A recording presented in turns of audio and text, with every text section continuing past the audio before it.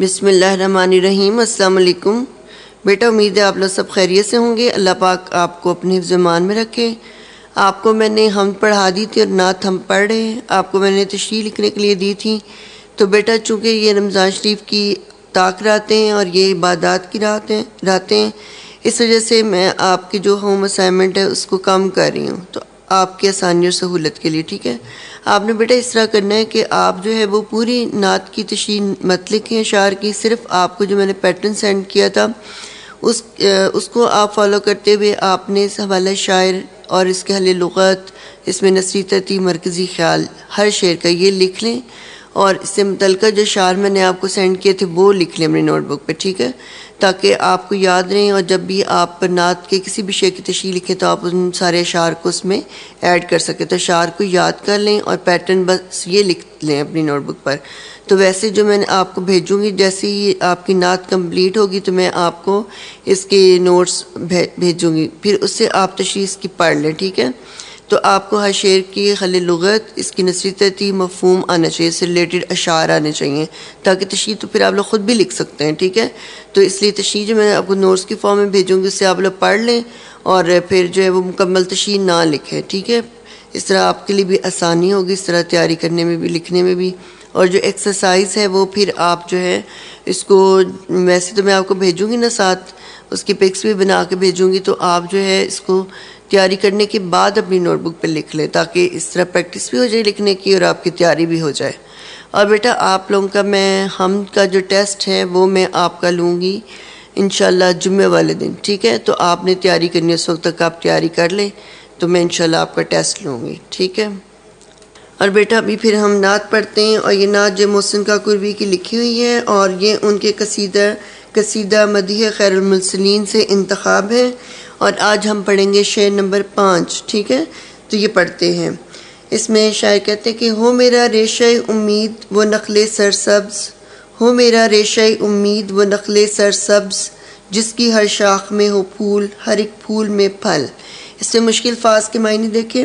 ریشہ امید کہتے ہیں امید کی باریک جڑ، یا ریشہ یا درخت کی جو رگ ہوتی ہے اس کو بھی کہتے ہیں۔ ریشہ جو ہے اس کا معنی ہوتا ہے کہ جڑ، یعنی باریک جڑ، یا درخت کی جو رگ ہوتی ہے اس کو بھی کہتے ہیں۔ نخل سرسبز ہرا بھرا درخت، پھل کہتے ثمر۔ اور اس میں پھر آپ اس کی نثری ترتیب اس طرح سے کریں گے، میرا ریشہ امید نخل سرسبز ہو اور جس کی ہر شاخ میں پھول ہو اور ہر پھول میں پھل ہو۔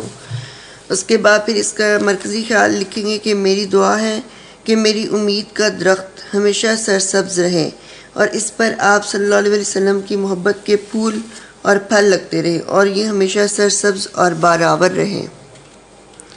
اس شعر میں شاعر آپ صلی اللہ علیہ وسلم سے اپنی سچی محبت اور عقیدت کو بیان کرتے ہوئے کہتے ہیں کہ جس طرح ایک سرسبز درخت ہوتا ہے، اس پر پھول اور پھل لگتے ہیں تو وہ ہرا بھرا رہتا ہے، اور اس پر پھل لگتے ہیں، اس پر کلیاں کھلتی ہیں اور وہ پھول بنتی ہیں، پھر پھول پھل میں تبدیل ہو جاتا ہے اور وہ درخت بارآور ہوتا ہے، یعنی اس پہ پھل لگ جاتا ہے۔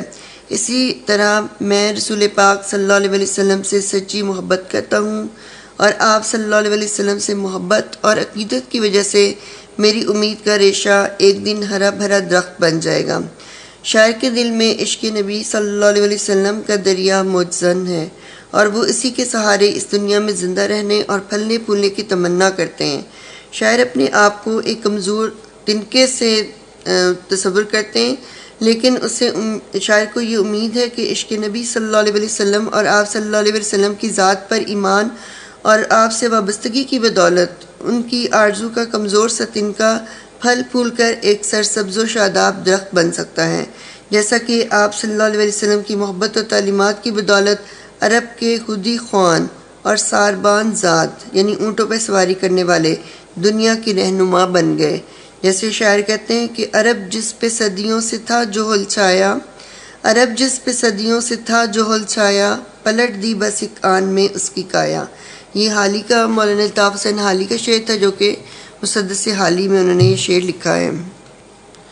عرب ایک مہذب قوم بن گئے، انہوں نے ایک نئی تہذیب و تمدن کو جنم دیا۔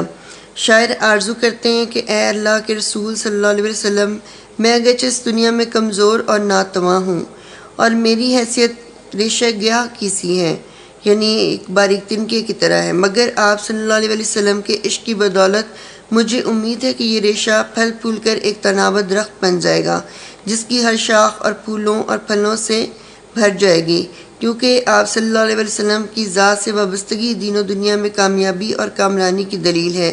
اس لیے مجھے یقین ہے کہ آپ صلی اللہ علیہ وسلم کی بدولت میری زندگی کی کایا پلٹ جائے گی اور ہر کامیابی اور کامرانی میرا مقدر بن جائے گی۔ میں اپنے جسم اور روح میں ایک انقلاب کا آرزومند ہوں، اور یہ انقلاب آپ صلی اللہ علیہ وسلم کی نظر التفات کا محتاج ہے۔ میری تمنا ہے کہ میرے جسم اور روح اس روحانی بہار کا مرکز بن جائے جو آپ صلی اللہ علیہ وسلم کی ذات پر ایمان و محبت سے ایک مسلمان کو نصیب ہوتی ہے۔ جیسے حفیظ جلندری کہتے ہیں کہ محمد کی محبت دین حق کی شرط اول ہے، محمد کی محبت دین حق کی شرط اول ہے، اسی میں ہو گر خامی تو ایمان نامکمل ہے۔ اور ایک اور شعر ہے کہ محمد کی غلامی ہے سند آزاد ہونے کی، محمد کی غلامی ہے سند آزاد ہونے کی، خدا کے دامن توحید میں آباد ہونے کی۔ اور ایک اور شعر میں شاعر کہتے ہیں کہ دنیا ہے ایک دشت تو گلزار آپ ہیں، دنیا ہے ایک دشت تو گلزار آپ ہیں، اس تیرگی میں مطلع انوار آپ ہیں۔ تو آپ صلی اللہ علیہ وآلہ وسلم اس دنیا کے ویرانے کی بہار ہیں، اور آپ کی ذات دنیا کی تاریکیوں میں اجالے کا باعث ہے۔ آپ صلی اللہ علیہ وآلہ وسلم کی ذات مبارکہ بہترین نمونہ ہے۔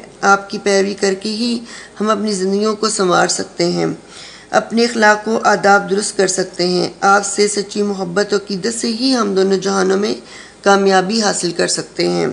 جیسے بقول اقبال، قوت عشق سے ہر پست کو بالا کر دے، قوت عشق سے ہر پست کو بالا کر دے، دہر میں اسم محمد سے اجالا کر دے۔